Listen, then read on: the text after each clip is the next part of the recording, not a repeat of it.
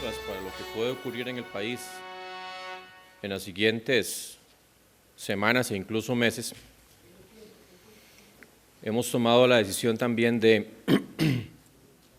reforzar las medidas que ya hemos venido anunciando en días anteriores, de tal forma que este fin de semana cines y teatros van a estar cerrados y los centros comerciales en general deben trabajar a un 50% de su capacidad. Esto lo que busca es evitar lo que ya hemos indicado anteriormente, conglomeraciones, que yo sé que si la población en común todo respondiera haciendo el llamado, comportándose responsablemente, podríamos eventualmente no necesariamente tomar muchas de esas medidas de forma obligada, pero seguimos viendo lamentablemente actuaciones que distan de la responsabilidad solidaria, cívica, que nos puede llevar a hacer una gran diferencia con el COVID-19. Y yo la verdad felicito a los que lo han tomado en serio, felicito a todos los administradores de lugares, a las diferentes jefaturas, direcciones, a todos los ciudadanos, niños, jóvenes que han estado haciendo caso de todo lo que hemos indicado, porque en los siguientes días, posiblemente una semana y un poco más, se decide de cuál va a ser el escenario que vamos a tener. Y por eso ocupamos el acatamiento de las medidas, por eso ocupamos que las personas respondan, por eso ocupamos que dejemos de lado esa actitud de que esto no es conmigo, de que esto no me toca a mí, porque recordemos que todos, en realidad todos, prácticamente tenemos personas, si no somos nosotros, vulnerables, condiciones de riesgo que pueden ponernos en el grupo de enfermos graves y que pueden terminar en una unidad de cuidados intensivos. Y ya lo hemos indicado, no se trata de cortar transmisión, la transmisión siempre va a existir. Lo que buscamos es que no haya una transmisión masiva, una transmisión explosiva que nos lleve a colapsar los servicios de salud, especialmente las unidades de cuidados intensivos para los que vayan a requerir de ese tipo de atención. Hoy contabilizamos 87 casos confirmados por COVID-19 en un rango de edad que va desde los 2 años hasta los 87 años. Son 35 mujeres y 52 hombres, de los cuales 79 son costarricenses y tenemos 8 extranjeros. Se hizo un ajuste de los datos, recordemos que las investigaciones epidemiológicas están en curso y quedamos en un ajuste con 23 cantones. Yo sé que ayer se indicó que había un poco más, ya se hizo el ajuste del lugar de domicilio, quedamos con 23 más un desconocido. Y se suma a la lista de las provincias afectadas Limón, solamente queda Punta Arenas, que no ha presentado casos confirmados. Por edad tenemos 73 adultos, 7 adultos mayores y 7 menores. Se han descartado un total a la fecha de 951 personas. 5 personas en total se encuentran hospitalizadas, internadas, 2 de ellas en cuidados intensivos. Ustedes ya conocen que ayer se informó en horas de la tarde el lamentable fallecimiento del adulto mayor de 87 años que estaba internado en condición delicada en el hospital de Alajuela. Este adulto mayor, además de su condición de adulto mayor, que hemos ya indicado es de riesgo, era hipertenso. Él había sido diagnosticado con COVID-19 el pasado 13 de marzo. Actualmente tenemos 6 conglomerados de contagio, además de los casos aislados que tienen relación con algún viaje. Existen 6 casos en total donde se investiga el nexo epidemiológico. Ustedes saben que ya ahora el ministro de Seguridad Pública se va a referir al tema, pero yo sigo apelando a la responsabilidad individual. Vean, hay gente que dice que es que ellos hacen lo que les da la gana porque no recibieron una orden sanitaria, que no se quedan en la casa porque es que no les han puesto un policía o porque no hay un tipo de toque de queda. Hay gente que sacamos los niños de las escuelas y lo que hacen es reunirse en otras casas y ahí están compartiendo, ¿verdad? Varios vecinos.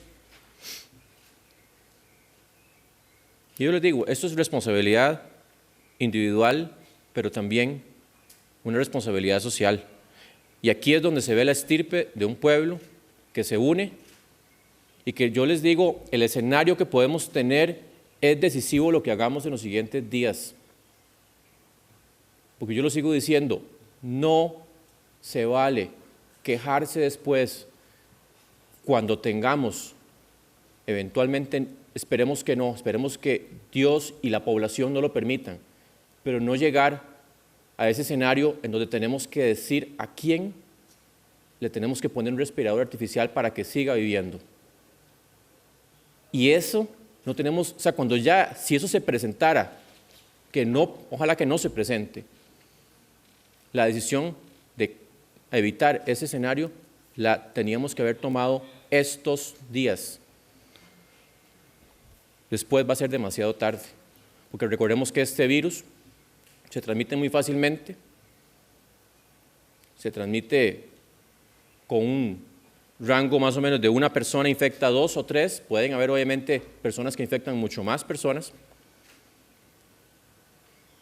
Y sigo haciendo llamado, no vayan a lugares públicos si tienen factores de riesgo, evítenlo al máximo, y si van, no se toquen la cara si no se lavan las manos. No tosan, no estornudan al aire libre, tápense con la cara interna del antebrazo, con el hombro. No se saluden de mano y de beso.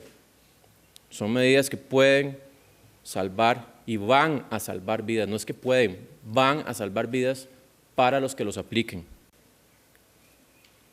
Y a veces falta que sea alguien cercano a uno, el que esté grave en un hospital o el que fallezca para decir, esto iba en serio. Pero seamos más inteligentes, no esperemos a que la muerte llegue tan cerca para actuar. Muchas gracias. Muchas gracias al señor ministro de Salud. Vamos a escuchar a la señora vicepresidenta de la República, doña Epsi Campbell, quien además lidera los esfuerzos en la zona norte desde el punto de vista productivo y desarrollo local y quien sostuvo reuniones con los dirigentes locales y además estuvo en la supervisión del cierre de fronteras. Señora vicepresidenta.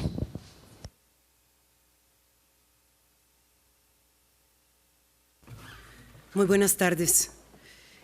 Dos mensajes fundamentales. Durante el martes y el miércoles realizamos las reuniones de coordinación con las autoridades locales, tanto en la frontera norte de Tablillas como en Peñas Blancas. El objetivo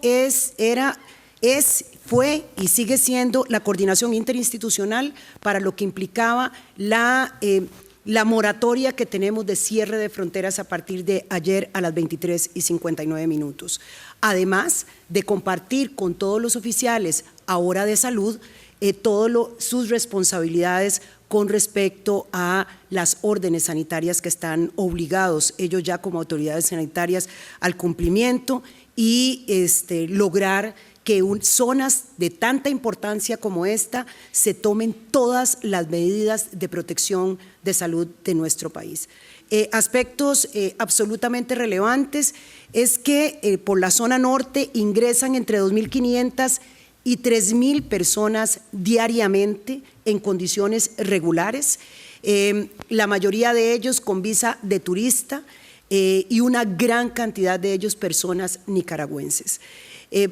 Estamos haciendo en la zona norte además un llamado y a nivel nacional a las personas nicaragüenses residentes en Costa Rica que acaten todas las recomendaciones que se han hecho de no trasladarse a su país en los días de Semana Santa ni en estos días en donde el Ministerio de Salud ha establecido este cerco sanitario.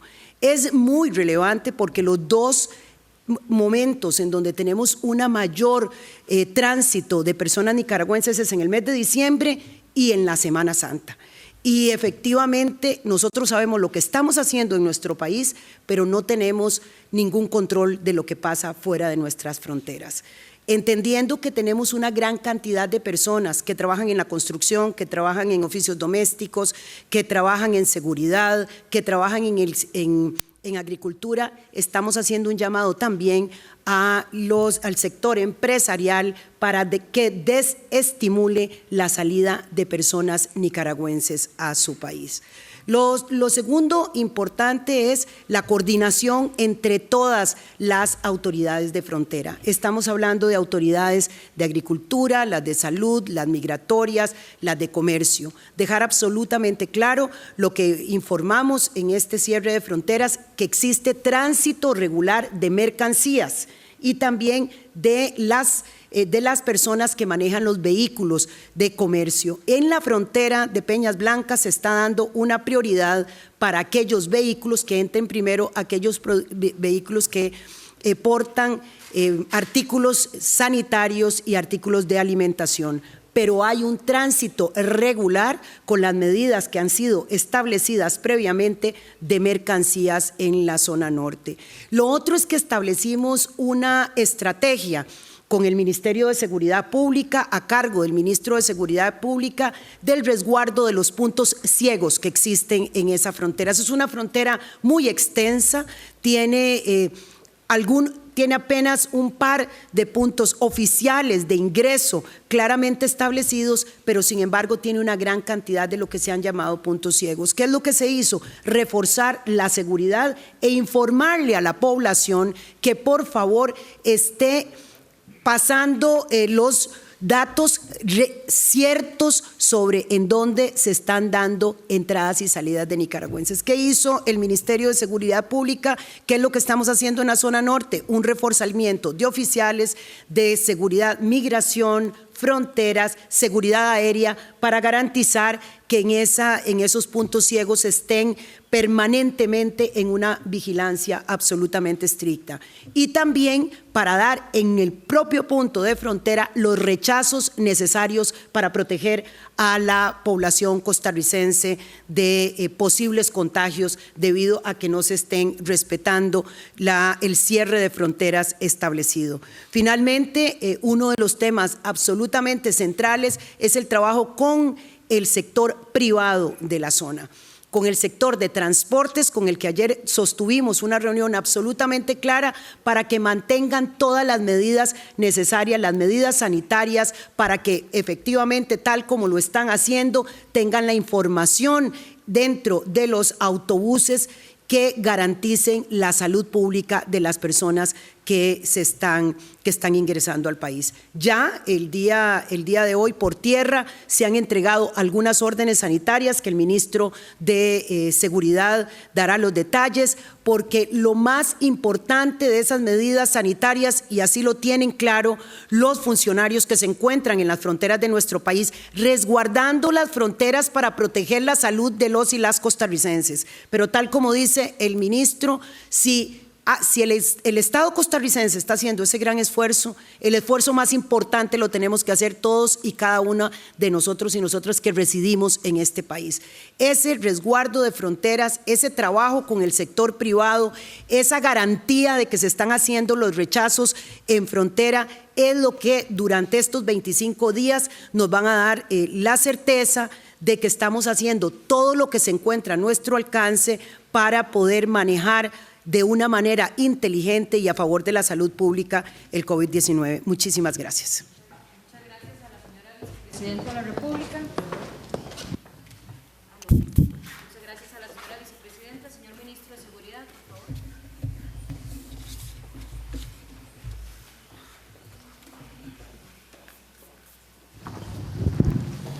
Bueno, muy bien, muy buenas tardes a todos y todas. Quiero reiterar lo dicho por el ministro de Salud respecto a la obligación que tenemos todos de quedarnos en la casa. Ya esto no es una solicitud y un favor, es una obligación, es un deber ciudadano el acatar estas disposiciones. Entonces, les reiteramos a los ciudadanos este mensaje, deben. Dentro de los datos que voy a informar, Como lo dijo bien la señora vicepresidenta, empezamos una operación en los 2 sectores fronterizos, frontera sur y frontera norte, donde hemos reforzado con personal todo el cordón fronterizo, que aunque estamos hablando de aproximadamente 300 kilómetros en la zona norte y aproximadamente 600 kilómetros en la zona sur, pues estamos reforzando ahí con presencia de nuestro personal, haciendo recorridos por aire, por mar y por tierra para evitar la movilización de personas por los pasos irregulares y por los pasos formales, con las excepciones que ya se informaron ayer. Para reiterarlas, el ingreso de nacionales o residentes previa orden sanitaria para que estén en su casa los 14 días que se han establecido. Y bueno, ya tuvimos un detenido. Se había hecho una notificación a un bar en Punta Arenas para que cerrara la primera notificación. Una persona, un administrador, incumplió y procedimos a detenerlo el día de ayer. Es una persona de apellido López, fue presentado al Ministerio Público para el debido procesamiento. Y aquí aprovecho para reiterarles a las personas también que estaremos aplicando la ley tal cual se ha dispuesto. Los locales que deben cerrar, ahí están las listas actualizadas. En caso de incumplir, pues procederemos a presentarlos al Ministerio Público privado de su libertad. Durante el fin de semana, para acatar todas estas disposiciones, los tradicionales mega operativos los vamos a enfocar a este tema. Es decir, evitar las aglomeraciones de personas, evitar el tema de los bares, discotecas, casinos o algún otro tipo de local que deba estar a un 50%, entonces vamos a trabajar muy fuertemente en eso. Seguimos recibiendo información de aglomeraciones de personas en playas. Entonces les recordamos el deber y la obligación como ciudadanos de no incurrir en este tipo de actividades porque hay aglomeraciones. Debemos cumplir con esto, estamos hablando de algo muy serio, muy delicado y vamos a trabajar en ello pues haciendo las advertencias correspondientes a las personas. Bueno, básicamente eso les informaría y quedo con otros detalles para el tema de las preguntas o consultas de ustedes. Muchas gracias. Señor Ministro de Seguridad, la señora...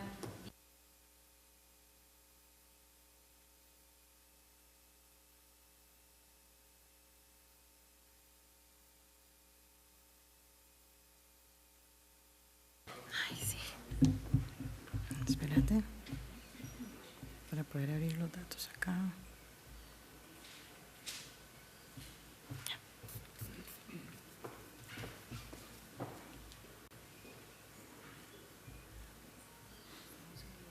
Sí, bueno, muy buenas tardes a todos. Informarles que de forma exitosa el día de ayer empezamos el cierre de fronteras, empezó a las 0 horas del día de hoy. Al corte, a las 12 mediodía, tenemos un total de 411 personas costarricenses ingresando por los diferentes puestos fronterizos de la siguiente forma: por Tablillas, 10 personas, Zigzaola, 2 personas, Peñas Blancas, 20 personas costarricenses, 22 personas residentes. En Golfito, 2 personas costarricenses. En Aeropuerto Internacional Daniel Oduber Quirós, han ingresado 2 personas costarricenses, 2 residentes. En Paso Canoas ingresaron 7 personas costarricenses, 1 persona residente. En el Aeropuerto Internacional Juan Santamaría ingresaron 380 personas costarricenses, 21 personas residentes. Y en el Aeropuerto Artovías Bolaños no tenemos ningún ingreso. Quisiera insistir en un tema muy importante. El oficial de migración, el policía de migración, notifica a la persona costarricense o residente cuando ingresa a Costa Rica. Le entrega una resolución administrativa que es una orden sanitaria. El día de ayer estuvimos en el aeropuerto acompañando este proceso y noté algunas cosas. Hay algunos costarricenses o residentes que sí toman la resolución, sí la leen, sí están preocupados por esta situación y otros doblan la hojita y la guardan. Esto es una orden sanitaria obligatoria. La hemos puesto en nuestra página web de migración en www.migracion.go.cr y en nuestro Facebook de migración. Es importante que lo lean porque establece una restricción absoluta. La persona debe quedarse en su casa 14 días. Para esto el oficial le consulta la dirección y le consulta su número de teléfono, porque esto es obligatorio, es por la salud de todos. Es muy importante seguir el lineamiento que establece esta orden sanitaria. Vamos a seguir trabajando y notificando a todas las personas costarricenses y estableciendo toda la comunicación que sea necesaria por parte de la Policía de Migración. Y aquí hago un llamado a todos, porque la Policía de Migración trabaja 24/7, 365 para que estas órdenes sanitarias se cumplan. También estas personas de la policía desearían estar en sus casas, pero lo están esperando a usted, costarricense, residente, están esperando su pasaporte para poderle sellar, para poderle notificar y para poderle guiar en el proceso que sigue. Así que les rogamos a todas las personas que lean este documento. Es importante que comprendan que es por la salud. Gracias. Muchas gracias a la Directora General de Migración y Extranjería.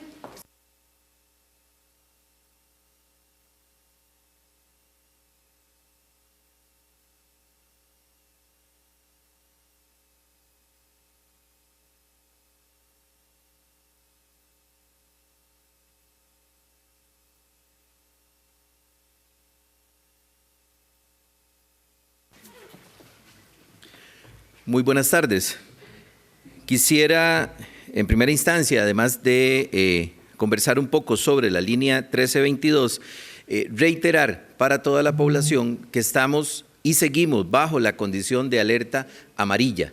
Han circulado rumores, que son solamente eso, rumores, información de la que no tenemos que hacer caso, que se está cambiando la codificación de alerta. Estamos bajo una condición de alerta amarilla y eso nos ha permitido tomar una serie de acciones, como he mencionado en otros momentos, acciones tomadas en el momento correcto, las acciones que corresponden para el momento epidemiológico que vivimos, según el balance que el Ministerio de Salud lleva en este sentido.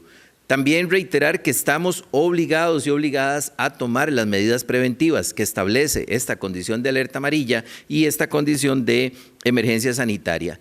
Es una responsabilidad individual, no podemos delegar la responsabilidad en las autoridades porque eso implicaría tener un inspector de salud y un policía prácticamente en cada casa o a la par de cada uno de nosotros. Nosotros somos los únicos responsables, como lo dijo el ministro de Salud, de garantizar que esta emergencia la podamos enfrentar adecuadamente y con los recursos que disponemos y no se convierta en un desastre donde afectemos a las personas más vulnerables, que son nuestros adultos mayores, y también nosotros que podríamos enfermar y las personas que tienen una condición de susceptibilidad. Hemos trabajado con más de 50 instituciones articuladas en diferentes mesas de trabajo, ya con una participación activa de grupos especializados de la empresa privada. Hemos incorporado al sector construcción, hemos incorporado al sector industria también a desarrollar sus propios protocolos de respuesta, sus procedimientos de continuidad operativa lo más rápido posible, como he dicho en otros momentos, para no desconectar al país. Porque si no, sí tendríamos una situación catastrófica que enfrentar en muchos aspectos. Hemos trabajado en conjunto con el Ministerio de Educación y con Acueductos y Alcantarillados para poder disponer de capacidad instalada de suministro de agua en 38 escuelas, que fueron las escuelas prioritarias que se definieron en la primera parte del plan de acción, y hemos cerrado ya esa primera fase de instalación de tanques en esas 38 escuelas, con el apoyo también de las juntas de educación, de manera tal que en el momento que se restablezcan las lecciones tengamos suficiente capacidad instalada de agua para mantener vigentes las medidas de higiene. También hemos apoyado a 2 municipalidades para que se disponga de reservorios de agua para abastecer a las escuelas que están bajo esa condición. Es importante mencionar que La línea 1322 está siendo ampliamente utilizada, pues eso nos ha generado también una saturación y una necesidad de ir reforzando con recursos, y en las próximas horas estaremos creando también mecanismos alternativos utilizando las tecnologías de información para que las personas puedan accesar a información directa vía WhatsApp o vía cualquier otro medio que nos permita también ir descongestionando estas líneas telefónicas. Mencionar también que tenemos activa el equipo de trabajo para la protección social que ha estado trabajando en el protocolo para atención de adultos mayores. Seguimos trabajando con las organizaciones no gubernamentales para la atención de personas en vulnerabilidad en calle y que nos permita avanzar en esto. Finalmente, reiterar la necesidad de hacer el control de rumores, no difundir información que nos llegue por las redes sociales, que nos habla de que yo soy amiga de que aquel que trabaja en el otro y que me dijo que tal vez podría pasar esto. Solamente debemos atender la información oficial. Y también importante mencionar que estamos tomando todas las medidas necesarias para que no tengamos que recurrir a compras masivas. Por favor, no estamos frente a una condición ni un riesgo de desabasto. El único desabastecimiento que podríamos lograr, lo lograríamos nosotros a partir de las malas prácticas de compra que tengamos en los próximos días. Muchas gracias. Gracias al presidente de la Comisión Nacional de Emergencias. Escucharemos a la señora ministra de Comunicación, doña Nancy Marín, quien dará un anuncio que acaba de emitir el señor presidente en relación al suministro de agua potable y además sobre las dinámicas que tendremos de las conferencias de prensa para informar al país y un anuncio importante para los medios de comunicación. Muy buenas tardes a todos y todas las colegas. Hace pocos minutos el presidente de la República ha informado que va a emitirse hoy mismo una directriz presidencial instando a todos los prestatarios de suministro de agua potable para que las personas que se encuentran en mora, es decir, que no han pagado o que se les va a cortar por mora, se haga una moratoria y esos cortes no se lleven a cabo para que la población tenga a su disposición el agua potable para poder establecer todas las medidas de higiene establecidas por el Ministerio de Salud por un plazo de 2 meses y que se establezcan mecanismos de pago en estos casos. Particularmente sobre la referencia que hizo don Alexander de la Comisión Nacional de Emergencias sobre la desinformación y las noticias falsas, solo el día de ayer en horas de la tarde recibí 2 mediante WhatsApp referidas a diferentes temas, todos relacionados con la emergencia del COVID-19. Es importante que nos informemos por los medios oficiales y aquí quiero agradecer a la prensa, a los medios de comunicación que han estado haciendo una labor de verificación, de desmentir, de informar a la población de manera veraz y precisa sobre esta situación. Nosotros hemos tomado las recomendaciones del Ministerio de Salud, hemos tenido conversaciones con los medios y esta va a ser la última conferencia presencial que vamos a tener en Casa Presidencial. A partir del día de mañana vamos a tener conferencias virtuales, esto también para cuidar la salud de los colegas, por supuesto, de los medios de comunicación y también de los diferentes jerarcas que participan y de todos el personal técnico que asiste a Casa Presidencial también y a los mismos medios de comunicación. He además hecho una solicitud a todos los miembros del gabinete y a las presidencias ejecutivas para que no se lleven a cabo conferencias de prensa presenciales en ninguna institución pública, justamente siguiendo también estas recomendaciones. Entiendo, por supuesto, el papel de los medios de comunicación, el derecho a la información, la libertad de expresión, que en este momento son fundamentales para que la población tenga la información a la mano. Lo entiendo perfectamente, pero también tenemos que entender todos que la salud está por encima de todo esto y quiero agradecer también al CINART, quien nos va a dar la señal para que todos los medios de comunicación puedan tomarla y hacer la réplica del caso para los diferentes medios de comunicación y además vamos a tener una plataforma para que los colegas puedan hacer las preguntas de manera remota en tiempo real en las diferentes conferencias de prensa. Nosotros vamos a compartir detalles técnicos ahora posteriormente con todos ustedes para que tengamos claridad y podamos hacer el trabajo de la mejor forma desde ambas partes. Muchísimas gracias. Muchas gracias, señora ministra de Comunicación. Tenemos un periodo de consultas, ya los compañeros saben nuestras limitantes de tiempo para el trabajo de los diferentes jerarcas de atención a la emergencia. Iniciamos con Dagoberto Alfaro de Teletica. La consulta en específico, ¿hacia quién va dirigida, por favor? Permítame un segundo si se está escuchando la consulta. ¿Se está escuchando? Sí.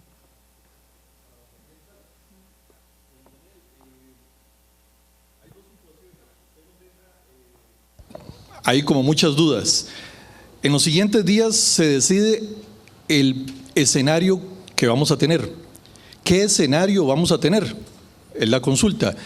Y hay otro, en las medidas administrativas, salió publicado el día de ayer, que los espectáculos masivos se prohíben antes de septiembre. Si es así, hay muchos eventos nacionales que no se van a realizar, entre ellos un campeonato mundial femenino. Y esto también aplicaría entonces al fútbol nacional, aplicaría a los eventos, conciertos que hay programados y que iban a reprogramar. Esa es la consulta. Gracias, Dagoberto, por su consulta. Señor Ministro de Salud, doctor Daniel Salas.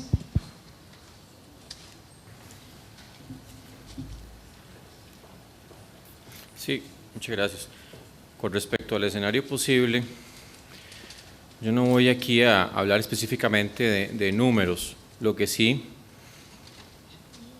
yo me refiero, lo que se decide en los siguientes semanas, y este fin de semana es muy importante, al igual que las demás, es no llegar a ese escenario en donde yo les decía que tengamos una insuficiencia de personal y de unidad de cuidados intensivos para atender a los pacientes que lo van a requerir, porque créanme que vamos a tener más personas que van a enfermar gravemente y van a tener más personas que van a fallecer.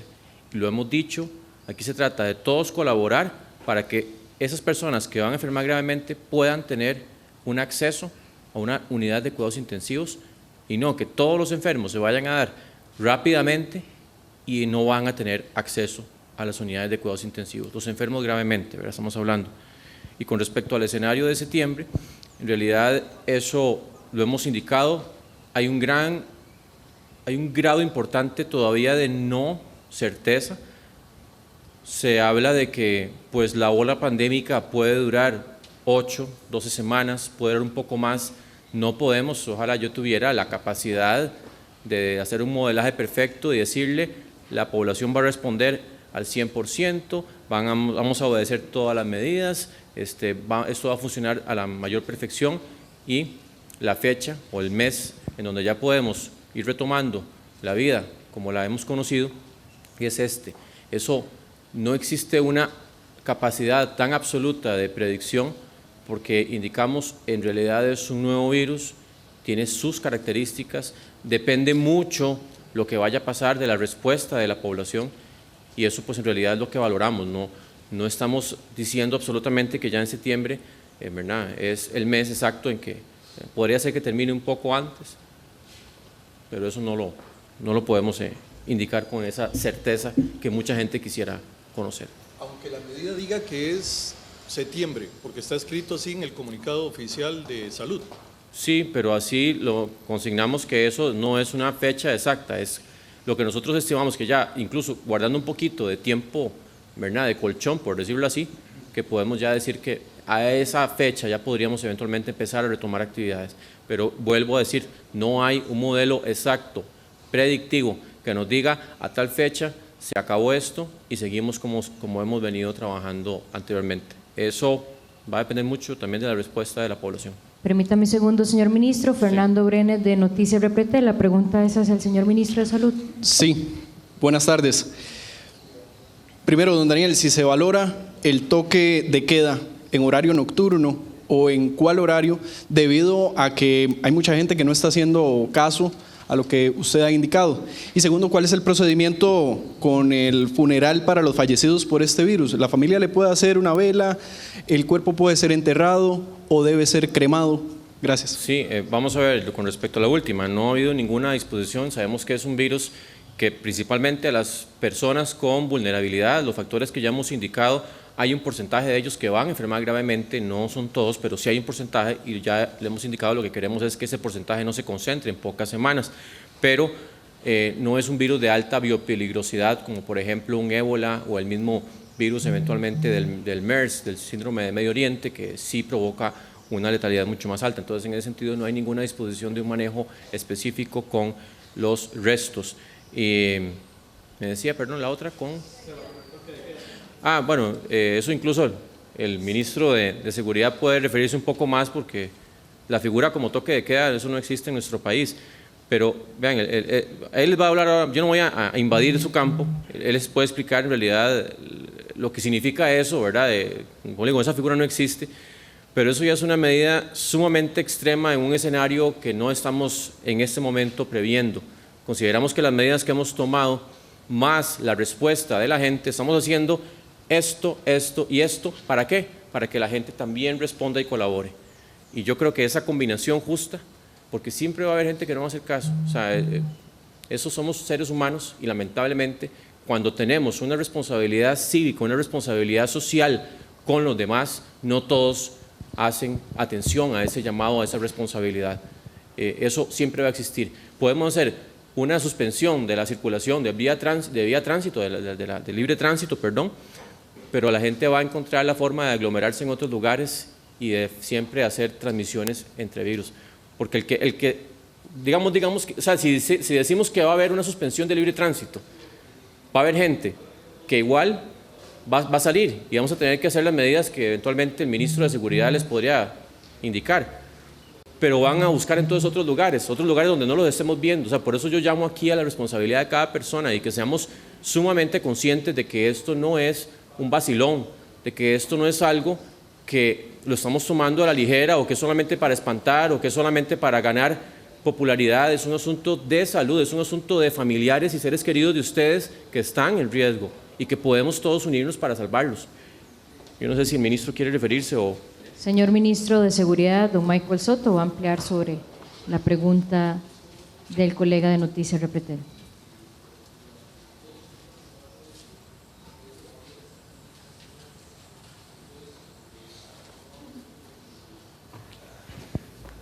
Muy bien. Por diferentes medios de comunicación ha circulado esta situación o esta posibilidad que usted enumera. Y a la vez se han recibido múltiples llamadas que si eso fuera a ocurrir, que tenemos que hacer excepciones. Excepciones a los periodistas, excepciones a los que trabajan en seguridad, excepciones a los que trabajan transportando algún tipo de abasto, alimentos, los dispensadores de gasolina y pidiendo un montón de excepciones sin tan siquiera haberlo hablado. ¿Por qué? Porque hay cosas que tienen que seguir funcionando, la comunicación, el tema de seguridad, la alimentación y circunstancias de este tipo. El artículo 121 de la Constitución Política establece las restricciones en esa línea y aunque mal llamado toque de queda, son restricciones a las garantías individuales. Es un escenario que en este momento no estamos considerando aplicarlo. Hemos estado viendo y revisando a lo interno del Ministerio de Seguridad Pública qué implicaciones tendría. Y, por ejemplo, si hiciéramos o tomáramos una medida como esa, las personas que circulen en esas horas sin permiso, ¿qué opciones tenemos? ¿Tendríamos que detenerlas a todas? Pregunta. ¿A dónde los vamos a poner? El ponerlos juntos implicaría también algún nivel de transmisión. O decirles, mire, no lo hagan, váyanse para la casa, o montarlos en las patrullas y decirles, vamos, lo voy a ir a dejar a la casa, ¿verdad? Ese tipo, cuando usted toma una medida, tiene un montón de circunstancias que hay que valorar. El hecho de cierre de fronteras, ya hemos estado viendo y resolviendo una gran cantidad de aristas, posibilidades y circunstancias que se dan por flujos migratorios de mucha índole que hemos estado revisando y trabajando en tan solo poco más de 12, 13 horas de estar en esto. Y todo el mundo pide excepciones y circunstancias de este tipo. Por eso yo reitero e insisto en lo que ha dicho en múltiples ocasiones el señor ministro de Salud, que esto es ya un deber, una obligación, el que todos cumplamos con esta circunstancia para no tener que tomar medidas extremas que tendrían consecuencias, ¿verdad? Entonces cumplamos con lo que nos está pidiendo, seamos obedientes, seamos un pueblo educado. El pueblo costarricense es un pueblo educado, es un pueblo diferente y tenemos que cumplir con estas circunstancias para no tener que tomar medidas que tienen un montón de implicaciones en otro tipo de circunstancias que, por ejemplo, pensando en una fundamental, en la movilización de alimentos de un lugar a otro. Entonces, eso que se ha manifestado por redes sociales, y ustedes lo han consultado reiteradamente el día de hoy, tendría implicaciones muy importantes y habría que hacer algún tipo de excepciones que hay que valorarlas en un contexto muy amplio. Entonces, básicamente en este momento lo que estamos es sencillamente escuchando, tratando de avanzar con los otros temas. Perdón por extender. No se preocupe, señor ministro, una información de vital importancia.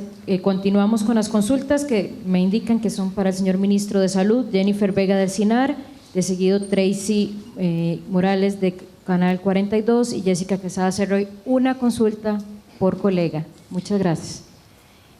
Sí, buenas tardes, muchas gracias. Quisiera saber un poco del estado de salud de este niño de 2 años, ya que es el más pequeño contagiado hasta el momento, un poco el estado de salud de todas las personas. Vemos que hay solamente 2 personas en cuidados intensivos, los demás pacientes están en sus casas, están internados. La medida de lo posible conocer estos detalles. Gracias. Gracias, Jennifer. Señor ministro. Sí, yo quiero, antes de responder la pregunta, aclarar.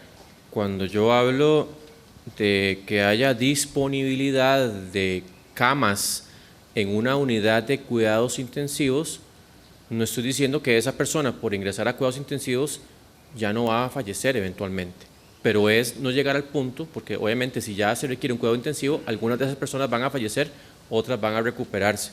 Pero lo que yo quiero indicar es que no es incluso solamente por el nuevo coronavirus, es por cualquier infección respiratoria aguda grave que haya disponibilidad para decirle a la persona sí, podemos darle la oportunidad de darle todo el tratamiento adecuado para que pueda eventualmente salir adelante o, bueno, pues bien, no todos van a lograr superar esa etapa, pero lo que no queremos llegar es a eso, es a que alguien con una necesidad de un respirador artificial se le niegue esa posibilidad porque los sistemas están colapsados. Con respecto al niño está bien, o sea, en realidad hemos dicho, la mayoría de los pacientes están recuperándose en sus respectivos sitios de domicilio u centros de albergamiento, ¿verdad? De hotel o de lo que sea.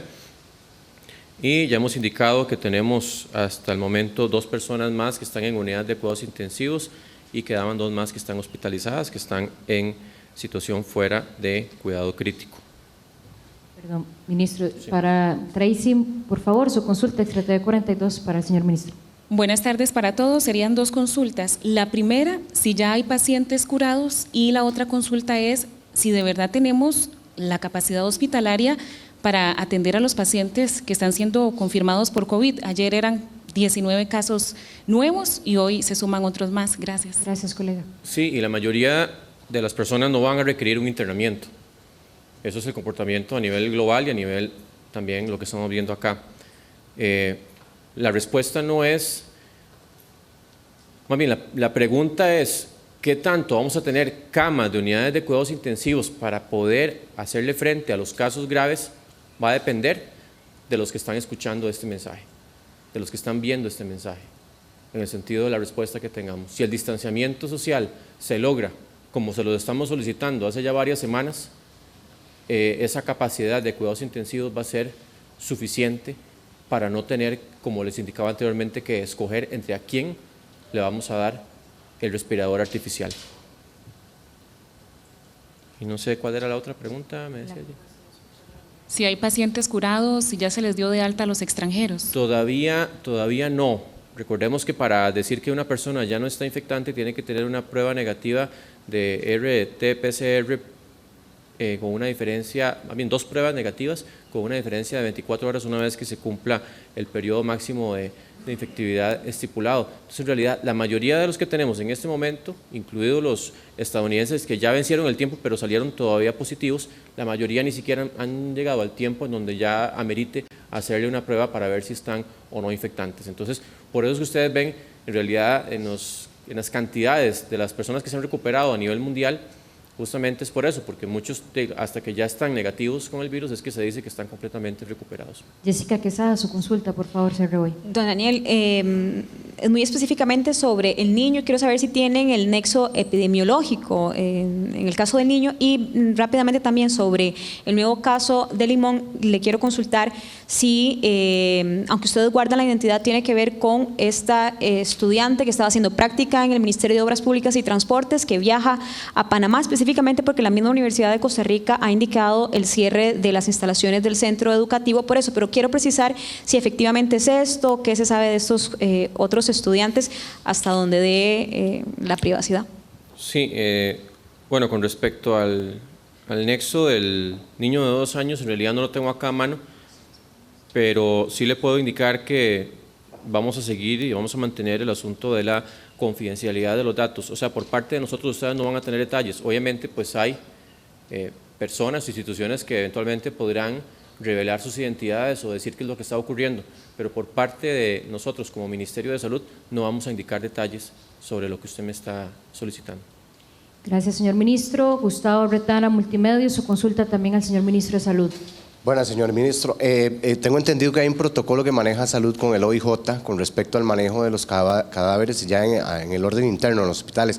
Tal vez un poquito detallar eso, porque ya usted decía que en el entorno familiar pues no hay ninguna disposición, ¿verdad? Sí, no, en realidad vamos a ver, o sea, si hay un protocolo y si hay un manejo que se sugiere, pero lo que estoy diciendo es que no se requieren medidas extremadas, por ejemplo, como sí se hacía o se recomienda con un paciente con ébola o cuando se hablaba de la influenza pandémica que iba a ser un asunto de una letalidad mucho mayor, que entonces ahí sí se requería toda una serie de procedimientos muy estrictos, ¿verdad? Claro que sí, hay un procedimiento para manejo especial, pero no llega a ese nivel que tienen otros virus, ¿verdad? ¿Es de cuidado ese manejo, Daniel? Sí, es de un cuidado, pues igual cualquier ¿verdad? Manejo de restos tiene que tener cierto cuidado y ahí está estipulado, pero lo que le indico es que no conlleva un montón de pasos, ¿verdad? Mucho más rigurosos, como si fuera una biopeligrosidad muy alta, que no es el perfil de este virus. Gracias, señor ministro. La colega aquí de Colombia, le alcanzó aquí el micrófono. Wendy Mata.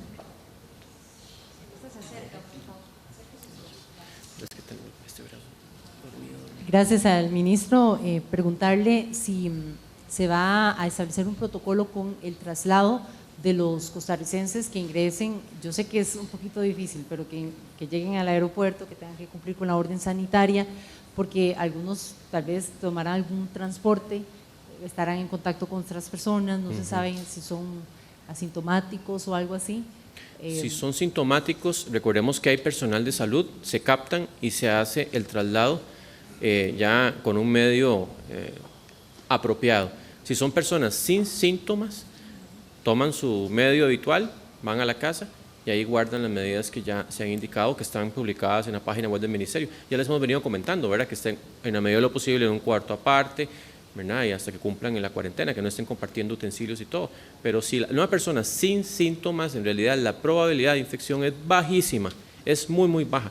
Por eso es que no se están tomando tampoco medidas con personas sin síntomas, especialmente con síntomas, pero la cuarentena es una prevención que estamos tomando justamente para evitar, porque vean, lamentablemente me siguen llegando noticias de personas que con síntomas, no diciendo que son positivos por COVID-19, sino con síntomas y van a trabajar.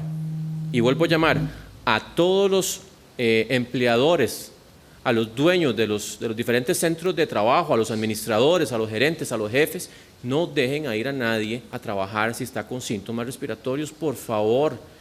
Pero siguen llegando reportes y la gente también, o sea, si está con síntomas, está tosiendo, está con fiebre, no vaya a trabajar. Pero siguen llegando, es que por eso aquí hay un asunto de comportamiento humano y yo lo vuelvo a decir, de responsabilidad y de solidaridad con el resto de la gente. Posiblemente esa persona que va no le importa porque no tiene un factor de riesgo, pero esa persona puede infectar a alguien que sí puede quedar crítico en una unidad de cuidados intensivos. Y eso aplica para todos los virus respiratorios, para influenza, para el sincitial respiratorio, que lamentablemente mueren niños todos los años. Y es algo que deberíamos de ir adoptando, es algo que debería definirnos como cultura costarricense. Si está enfermo, no vaya a trabajar. Si está con tos, con estornudadera, con fiebre, no vaya a trabajar. Dice, es que me tomo acetaminofén, paracetamol y ya me voy a trabajar, ahí me aguanto. No, es una gran irresponsabilidad. Seamos considerados, de verdad, pensemos un poquito más en la demás gente, y que lo que yo hablaba anteriormente, o sea, estornudar al aire libre sin cubrirse con la cara interna del antebrazo es una actitud potencialmente homicida, así a ese nivel. O sea, casi que es un asunto ya de un dolo, ¿verdad? Que hay de repente, posiblemente matar a alguien, pero no lo hemos visto así. Es como cuando usted maneja a altísima velocidad, y usted sabe que entre más alta velocidad no solamente se puede matar a usted, puede matar a más personas alrededor. Cuando usted, ya dijimos que el fumado de segunda mano, usted fuma enfrente de alguien y puede provocarle un cáncer. Así es el estornudo, así es la tos, pero no lo hemos logrado ver, no lo hemos logrado dimensionar, que eso es así, que tenemos que educarnos. Permítame, señor ministro, Valeria Navas de ameliarueda.com, nos restan unos minutos para tener que concluir, para que sus preguntas sean lo más precisas posibles. La pregunta es para don Daniel. Sí. Hasta ayer habían 4 personas en cuidados intensivos. Ahora dicen que son 2. Bueno, una de ellas fue el doctor que murió. ¿Qué pasó con la otra persona? ¿Salió Ayer habíamos de cuidados reportado intensivos? 3 personas. Ya había salido una y en este momento tenemos 2. Entonces no se ha recuperado ninguna de las personas de cuidados Tenemos 2 intensivos. personas ahorita y están, pues todavía requieren de cuidados intensivos. Perfecto, muchas gracias. Muchas gracias, señor ministro. Shirley Sandy de La Teja. Gracias, ministros. Gracias, ministro de Seguridad. Quería consultar al ministro de Seguridad sobre el primer detenido. ¿En qué circunstancias se dio? Si era el dueño de un bar, si era un cliente, qué fue lo que sucedió, a qué sanciones se expone y cuál ha sido en general la actitud de los dueños de comercios a la hora de que ustedes llegan a cerrarlos. Sí, como le decía, fue en el sector de Punta Arenas, una persona administradora de un bar. Se le había notificado previamente, como hemos hecho con muchos locales que debían cerrar, y se le dio la orden sanitaria y posteriormente al día siguiente se llega, incumplió la orden sanitaria. Como corresponde en estos casos, se le notificó al Ministerio Público, el Ministerio Público se le llevó la persona para presentarla, la persona quedó en libertad y se le va a abrir un proceso penal. Podría, entiendo que ser desacato, pero ahora lo puedo corroborar al 100% para que usted consigne el dato correctamente. En general, la actitud de las personas dueñas de bares, casinos o discotecas ha sido positiva hasta este momento, tan es así que tenemos una persona. Hay una situación, aprovecho la pregunta suya para pedirles a ustedes que nos ayuden con esto. Estamos viendo la evolución de bares clandestinos. Vamos a ir también con el tema de bares clandestinos, porque hay algunas zonas del país que tienen alguna propensión a la existencia ya de bares clandestinos, y bueno, por el decreto que firmó el señor presidente y el ministro de Salud, que le dan la autoridad sanitaria, la fuerza pública, pues también vamos a empezar a incidir sobre este tema con algunas aristas de orden jurídico que tenemos que revisar, pero sí estamos recibiendo reportes de bares clandestinos funcionando en algunas comunidades, o algunas personas que están aprovechando la circunstancia pues para vender licor en algunas de las calles. Igual, esto es un tema de llamado a cumplir obedientemente con el deber de seguir las indicaciones que se han dado ya en reiteradas, múltiples y abundantes ocasiones. Gracias, señor ministro. Patricia Recio de Nación, su consulta, ¿hacia quién? Sí, sería para doña Raquel. Además de las órdenes sanitarias que ya se le ha emitido a los costarricenses que han ingresado al país o a los residentes, ¿cuántas personas han sido rechazadas? Es decir, ¿cuántos extranjeros han sido rechazados en los puestos fronterizos y se les indica que no pueden ingresar al país? ¿Qué pasa si los rechazan ya en el aeropuerto? ¿Cuál es el procedimiento que se sigue? Bueno, hasta este momento el comportamiento en general de ingreso a Costa Rica, por lo que llevamos por estas horas, ha sido realmente satisfactorio. No hemos tenido situaciones en las que las aerolíneas o los buses monten a personas extranjeras turistas. Yo creo que la regulación está bastante clara en ese sentido, que quienes pueden ingresar a Costa Rica son costarricenses y personas con una permanencia legal en el territorio nacional, incluidos aquellos que tienen un trámite ya presentado en la gestión de extranjería, así que por el momento tenemos un comportamiento muy estable y los costarricenses y residentes que mencioné anteriormente. No tenemos en este momento, hay un comportamiento, como les digo, muy estable. De hecho, han ingresado muy pocas líneas de buses, como lo pudieron notar en el reporte, muy pocos costarricenses y muy pocos residentes ingresando. Oscar Ugarte, de Semanario, rápidamente, por favor, la voz de América. Armando, para cerrar, porque los jerarcas deben retirarse. Acérquese, por favor. Gracias, buenas tardes. Para don Daniel, consultarle si el país todavía está libre de transmisión comunitaria y, en caso de darse, cuáles serían las consecuencias para el virus, el contagio. Señor Ministro de Salud, doctor Daniel Salas.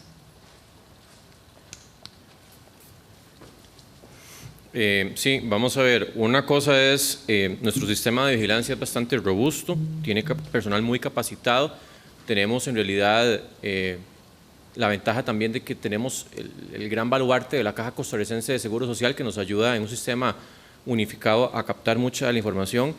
Y lo que hemos detectado hasta el momento, siendo completamente responsables y diligentes con todos los casos que hemos detectado, es que no hay transmisión comunitaria. Sin embargo, y lo hago aquí acotación, porque no siempre en este tipo de virus que pueden pasar de forma silente y que pueden haber relaciones que no cumplen una definición de caso, alguien que tuvo síntomas muy leves o que simplemente no tuvo del todo síntomas e hizo alguna transmisión, podría haber transmisión no detectada. Pero lo que nosotros hemos hecho es, en realidad, en todos estos casos que tenemos hasta el momento, un rastreo y un aislamiento y un levantamiento de todos los contactos cercanos y las desinfecciones de las zonas que corresponden para asegurarnos de que no se deriven más transmisiones extendidas de esos casos.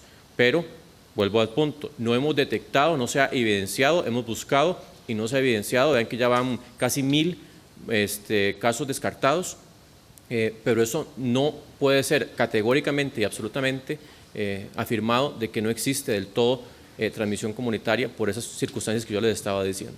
Pero claro que el momento que detectemos y evidenciemos que hay transmisión comunitaria, pues lo que significa es simplemente redoblar más las medidas, tener todavía más cuidado porque van a haber más objetos que nosotros tocamos normalmente con las manos, ¿verdad? Y que nos pueden infectar, o que va a haber más gente eventualmente que pueda andar transmitiendo el virus. La última consulta, señor ministro de la conferencia, Armando Gómez, de La Voz de América. Buenas tardes, ministro Salas.